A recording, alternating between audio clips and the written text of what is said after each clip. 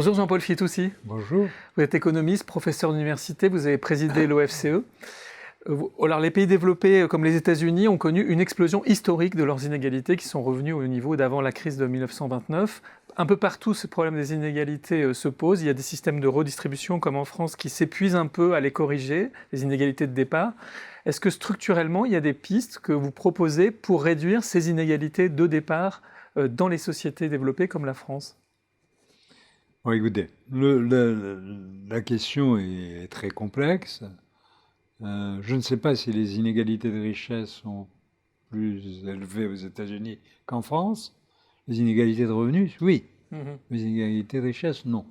On a presque l'impression qu'il y a deux méthodes différentes de lutte contre les inégalités en France et aux États-Unis. Quand je dis en France, je parle de l'Europe. Aux États-Unis, c'est la politique macroéconomique. La société américaine ne tolère pas le chômage. Bon. Donc une inégalité forte qui vient du chômage. En Europe, il n'y a pas cette lutte. Et nous avons un chômage de masse. Et en deuxième lieu, ce chômage de masse, c'est un chômage qui nous fait accroître les inégalités. Pourquoi ? Parce qu'il nous fait accroître les inégalités pour deux raisons. Parce que d'abord, il va peser sur les salaires, naturellement. Et en deuxième lieu, parce qu'il va faire augmenter le déficit budgétaire. C'est une équation arithmétique. Et va faire augmenter le déficit budgétaire, c'est-à-dire mettre en démarrage une nouvelle politique de restriction.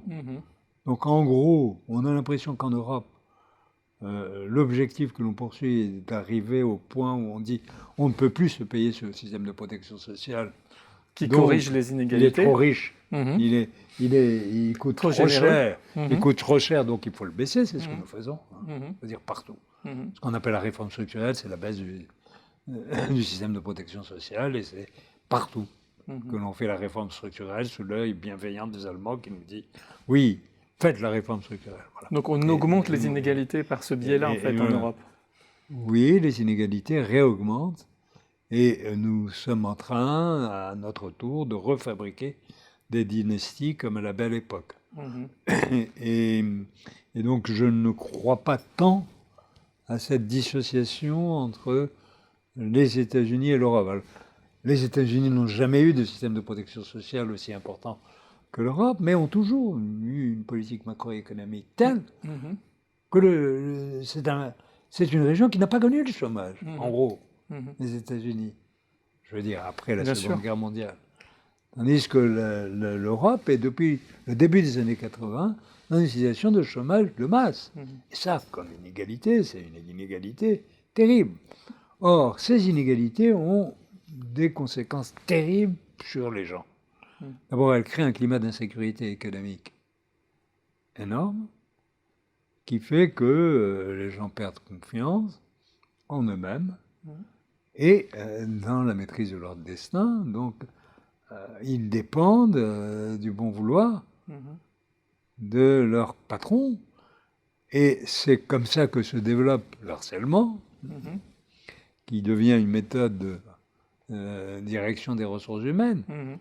J'avais un ami qui me disait, mais pourquoi on parle de DRH ? C'est du personnel, c'est pas des ressources humaines. On parle des ressources humaines comme on parlait des ressources énergétiques. Enfin, c'est pas possible. Puisque l'absence de possibilité de changer d'emploi, finalement, encourage ces relations de domination, en fait. Oui, elles encouragent ces relations de domination. Et en plus, elles font que les personnes voient leur autonomie réduite et n'osent plus innover. Parce que la sanction peut être forte s'ils se trompent dans leur innovation.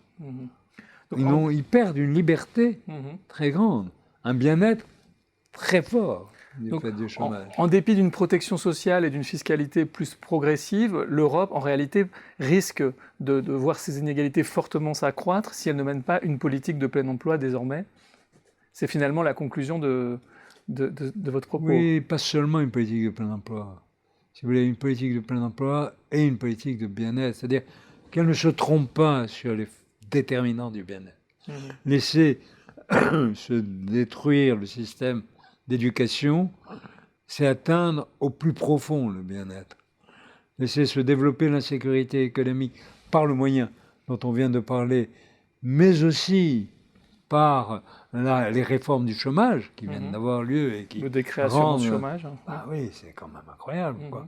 Ou comme la réforme des retraites en cours, qui implique que il va y avoir un risque retraite plus élevé encore et qu'il y aura une baisse abrupte au moment du passage à la retraite des revenus.